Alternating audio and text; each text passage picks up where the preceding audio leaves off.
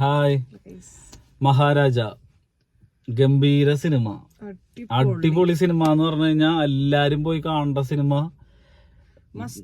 Must watch ആയിട്ടുള്ള സിനിമയാണ്. വളരെ കാലങ്ങൾക്ക് ശേഷം വിജയ് സേതുപതി തിരിച്ചു വന്നിരിക്കുന്നു. അടിപൊളി പെർഫോമൻസ്, സ്ക്രിപ്റ്റ്, തിരക്കഥയ്ക്ക് ഇനി ഒരു ടെക്സ്റ്റ് പുസ്തകമായിട്ട് വെക്കാൻ പറ്റാവുന്ന ഒരു സിനിമയായിട്ടാണ് മഹാരാജ സിനിമ എന്നാണ്. ഇതാണ് ഓവറോൾ ഫസ്റ്റത്തെ നമ്മുടെ ഒരു അഭിപ്രായം, ഇംപ്രഷൻ. നമ്മളിപ്പോ വന്നേക്കാണ്, സിനിമ കഴിഞ്ഞ് വന്നുള്ളൂ. ഞങ്ങള് ചൂടോടെ പറയാന്ന് വിചാരിച്ചു. കാരണം കുറച്ചും കൂടി വൈകി കഴിഞ്ഞ് കഴിഞ്ഞാൽ ആ ഒരു എക്സൈറ്റഡ് എലമെന്റ് പോയാലോ എന്ന് വിചാരിച്ചിട്ടാണ്. അനുരാഗ് കശ്യപ്, വിജയ് സേതുപതി, മമത മോഹൻദാസ്, അങ്ങനെ ഉള്ള കാസ്റ്റിംഗ് ഒക്കെയാണ്. എല്ലാ ഡിപ്പാർട്ട്മെന്റും അടിപൊളിയാണ്. ഒറ്റ വാചകത്തിൽ പറയുകയാണെന്നുണ്ടെങ്കിൽ നല്ല ആർട്ടുള്ള നല്ല സിനിമാ നിലവാരമുള്ള കൊമേഴ്ഷ്യൽ സിനിമയാണ് മഹാരാജ. ആക്ഷൻ ത്രില്ലർ എല്ലാ പരിപാടിയും ഉണ്ട്, എല്ലാ സംഭവങ്ങളും ഉണ്ട്. ഡ്രാമയാണ്. പക്ക സിനിമാറ്റിക് കാര്യങ്ങളെ എങ്ങനെ ഒരു സ്ക്രിപ്റ്റിലൂടെ ആൾക്കാരെ ഇങ്ങനെ പിടിച്ചിരുത്തി കൊണ്ടുപോകാം അവസാനം വരെ എന്നുള്ളതാണ് സിനിമ. ഇപ്പൊ നമുക്കറിയാം പലതും ഒരു ത്രില്ലർ മൂഡ് സിനിമയാണ്, അന്വേഷണം പോലത്തെ ഒരു സിനിമയാണ്. കുറ്റാന്വേഷണം എന്ന് പറഞ്ഞു കഴിഞ്ഞാൽ അത് പോലീസിന്റെ ഭാഗത്തുനിന്നായിരിക്കാം, മറ്റു ഭാഗത്തുനിന്നായിരിക്കാം, എന്നാലും ഒരു അന്വേഷണത്തിന്റെ, ഒരു കുറ്റം ചെയ്തതിന്റെ അന്വേഷണമായിട്ടുള്ള ഒരു സിനിമയാണ്. ക്രൈം നടക്കുന്നു, പിന്നെ ഇൻവെസ്റ്റിഗേഷൻ നടക്കുന്നു, അങ്ങനെയൊക്കെ ഒരു ത്രില്ലർ ആണല്ലോ. അല്ലെങ്കിൽ മർഡർ, അതെ, ഒരു മർഡർ.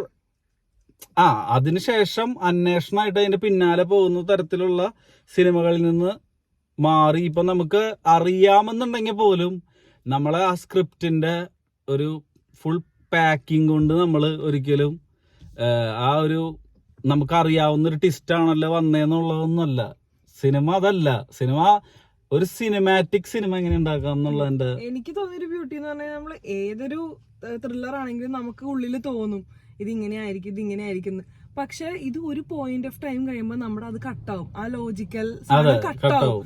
ആ വിഷയം ഇനി ഇത് സിനിമ കാണാം, സിനിമയെന്ന് തന്നെ മനസ്സിലാക്കാന്നുള്ളൊരു മൂഡിലാണ് ഞാൻ ഇരുന്നത്. എല്ലാവർക്കും അങ്ങനെയാണല്ലോ. അതെ, ഏറ്റവും വലിയ കാര്യം എനിക്ക് പേഴ്സണലി പറയാനുള്ളത്, ഇപ്പൊ വിജയ് സേതുപതി എന്ന് പറഞ്ഞ നടൻ കുറച്ച് നാൾ മുമ്പ് ഇപ്പൊ ലോകേഷ് കനകരാജ് ആണെന്നുണ്ടെങ്കിൽ ഇപ്പൊ വിക്രമൊക്കെ ചെയ്തതിന് ശേഷം ഭയങ്കര വലിയ പേരിലേക്കും കാര്യങ്ങളിലേക്കൊക്കെ പോയ ഒരാളാണ് ലോകേഷ് കനകരാജ്. പക്ഷെ നമ്മള് സിനിമ നന്നായിട്ട് ഫോളോ ചെയ്യുന്ന ആൾക്കാരാണെന്നുണ്ടെങ്കിൽ, അല്ലെങ്കിൽ സിനിമ പാഷനായിട്ടുള്ള ആൾക്കാരാണെന്നുണ്ടെങ്കിൽ, നമ്മൾ വർഷങ്ങൾ മുൻപേ മാനഗരം തൊട്ടേ ലോകേഷ് കനകരാജിന്റെ ഫാനാണ്. അന്ന് മുതലേ ലോകേഷ് കനകരാജ് എന്നൊക്കെ പറഞ്ഞു കഴിഞ്ഞാൽ നമ്മളെ സിനിമ ചെയ്യാൻ നമ്മളെ പ്രേരിപ്പിച്ച ഒരു ഡയറക്ടറാണ് ഈ ലോകേഷ് കനകരാജ്. അപ്പൊ അതുപോലെ തന്നെ വിജയ് സേതുപതി എന്ന് പറഞ്ഞ നടനെ എനിക്ക് നമ്മളെ ആളുടെയൊക്കെ സിനിമ ഉണ്ട്. കാർത്തിക് സുബ്രാജിന്റെ ഇപ്പൊ ജിഗർദാന്റെ ആണെങ്കിലും പിസയാണെന്നുണ്ടെങ്കിലും ആ സമയത്ത് വന്നിട്ടുള്ള വിജയ് സേതുപതിയുടെ പടങ്ങളൊക്കെ ഉണ്ട്. അങ്ങനെ ഭയങ്കര ഇഷ്ടമായതിനു ശേഷം പിന്നെ കുറച്ച് നാൾ കഴിഞ്ഞപ്പോ എനിക്ക് ഒട്ടും ഇഷ്ടമല്ലാത്ത നടനായി വിജയ് സേതുപതി. ടൈപ്പ് കാസ്റ്റിംഗ് എന്ന് പറഞ്ഞാൽ ഒടുക്കത്തെ ടൈപ്പ് കാസ്റ്റ്. എല്ലാ സിനിമയും ഏതാ ഈ വിച്ചുമ്പേയും പറയുന്ന പോലത്തെ ഒരു അഭിനയ രീതിയും കാര്യങ്ങളായിട്ട് എന്നടാ പേസറാ ഇതന്നെ എല്ലാ സിനിമയിലും. പിന്നെ ഇടയ്ക്ക് ഒരു സമാധാനം എന്നുള്ള ലെവലിലാണ് ആളുടെ വില്ലൻ ക്യാരക്ടേഴ്സ് വന്നു തുടങ്ങിയത്. ഈ വില്ലൻ ഒരു വെറൈറ്റി, അതായത് വലിയ താരങ്ങൾക്ക് വില്ലനായിട്ട് വരുന്ന പരിപാടി. ആ പരിപാടി വന്നപ്പോ പിന്നെയും കുഴപ്പമില്ല എന്ന് തോന്നി. പക്ഷെ വർഷങ്ങൾക്ക് ശേഷം വിജയ് സേതുപതി ഇപ്പം ആണ്ടവൻ കട്ടലൊക്കെ കഴിഞ്ഞ് കഴിഞ്ഞിട്ട് ഒരു മര്യാദയ്ക്ക് ഒരു സിനിമ കാണാൻ തോന്നിയിട്ടില്ല വിജയ് സേതുപതിയുടെ ഒന്ന് നായകനായിട്ടുള്ളത്. അത് കഴിഞ്ഞ് കഴിഞ്ഞിട്ട് വന്നിട്ടുള്ള വിജയ് സേതുപതി ഈസ് ബാക്ക്, അല്ലാണ്ട് വേറെ ഒന്നും പറയാനില്ല. ബാക്ക് അത്ര അടിപൊളി സിനിമയാണ്.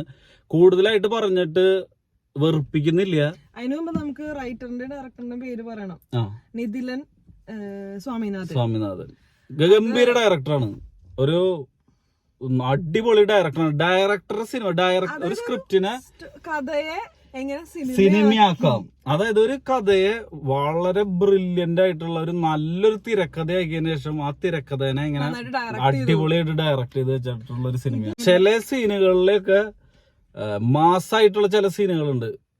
ആ സീനൊക്കെ തരുന്ന ഗൂസ് ബംസ്. ഉം. ഒരു നല്ല തിയേറ്ററിൽ, നല്ലൊരു സൗണ്ട് സിസ്റ്റം ഉള്ള തിയേറ്ററിലാണെങ്കിൽ നമുക്ക് എല്ലാം കൊണ്ട് സൗണ്ടും SFX-ഉം സൗണ്ട് എഫക്ട്സും മ്യൂസിക്കും എല്ലാം കൊണ്ട് അടിപൊളിയാണ്. നല്ല ക്വാളിറ്റി ഫിലിം. 2013 ആ നോവൽ റിലീസ് ആയേക്കണത്. ആ നോവലിന്റെ റൈറ്റർ വരുന്നത് വന്നിട്ട് സൗരഭ് ഷാ എന്നാണ്. ശരിക്കും നടന്ന കേസാ, ബോംബെ ഹൈക്കോർട്ടില് വാദം നടന്ന കേസാണ്. ഓക്കെ, അപ്പം അങ്ങനെയാണ് കാര്യങ്ങള്. അപ്പൊ എല്ലാരും സിനിമ പോയിട്ട് കാണാം. ഇത് മാത്രമാണ് മസ്റ്റ് വാച്ച് ആയിട്ടുള്ള ഒരു സിനിമയാണ്. അധികം പേരൊന്നും തിയേറ്ററിലെങ്കിലും കുറച്ച് പേരൊക്കെ ഉണ്ട് തിയേറ്ററിൽ. ആൾക്കാർ കേട്ടറിഞ്ഞ് വരണുള്ളൂ. പോയി കാണാൻ പറ്റിയ അടിപൊളി സിനിമ, കൈയടിച്ച് ഇറങ്ങിപ്പോരാം. ഓക്കെ, അപ്പൊ അടുത്ത റിവ്യൂ ആയിട്ട് വരുന്നത് വരെ ബൈ. മുമ്പ് സബ്സ്ക്രൈബ് ചെയ്യാത്തവരുണ്ടെങ്കിൽ സബ്സ്ക്രൈബ് ചെയ്യുക, എന്നാലാണ് നമ്മൾ ഇതുപോലത്തെ ചൂടുള്ള സിനിമകളുടെ വിശേഷങ്ങളൊക്കെ നിങ്ങളിലേക്ക് എത്തിക്കാൻ പറ്റുള്ളൂ. പിന്നെ റിവ്യൂ ഇഷ്ടപ്പെട്ട് കഴിഞ്ഞാൽ ലൈക്ക് ചെയ്യുക. അഭിപ്രായങ്ങള് കമന്റ് ബോക്സിൽ രേഖപ്പെടുത്താവുന്നതാണ്. Okay, by.